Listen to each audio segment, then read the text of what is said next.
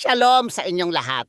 Ako si Rabbi Rich. Ngayon ay titingnan natin ang isang mahalagang sandali sa Mateo Kabanata 2, partikular ang ikapitong talata.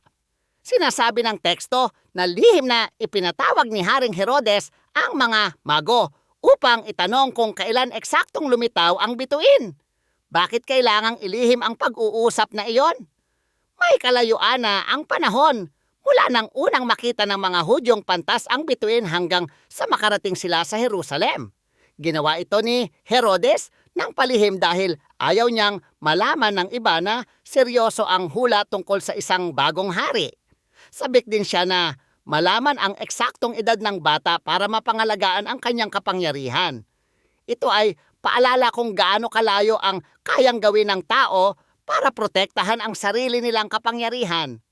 Ngunit ipinapakita rin ito kung paano nagpapatuloy ang plano ng Diyos sa kabila ng mga pakana. Bago tayo magpatuloy, gusto kong malaman mula sa inyo kung naranasan nyo na ba na may humarang sa ginagawa ng Diyos sa buhay ninyo. Paano nyo nakita ang kanyang pagpapadama o pakikialam? Ipaalam sa amin sa comments.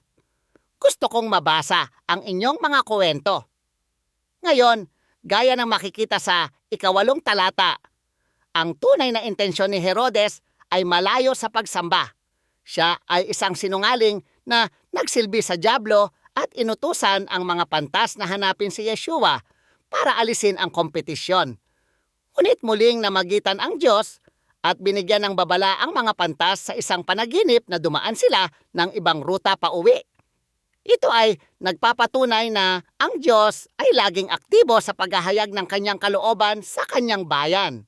Hanggang sa muli, patuloy na mag-aral ng salita. Shalom!